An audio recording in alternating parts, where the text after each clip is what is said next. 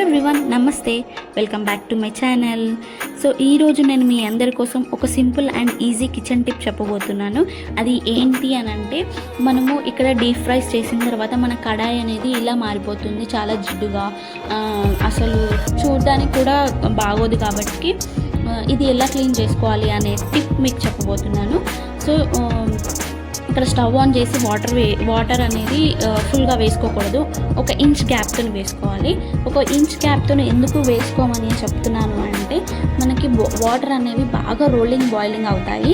So ఆ boiling అయ్యే మూమెంట్లో మనకి వాటర్ అనేవి బయటకు వచ్చేస్తాయి. సో అలా కాకూడదు కాబట్టి మనకి 1 ఇంచ్ గ్యాప్తో మాత్రం వేసుకోండి. తర్వాత రాక్ సాల్ట్ ఉంటుంది కదా, రాక్ సాల్ట్ మాత్రమే వేయండి.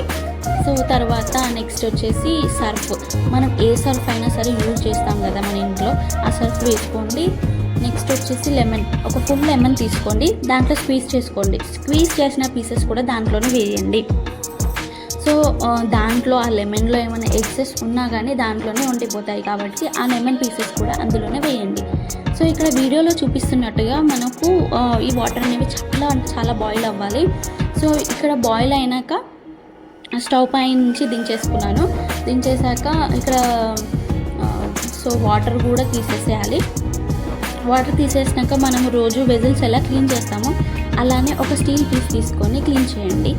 సో క్లీన్ చేసిన తర్వాత ఆ రిజల్ట్ మీరే చూడండి, అది ఎంత బాగా క్లీన్ అయిందో.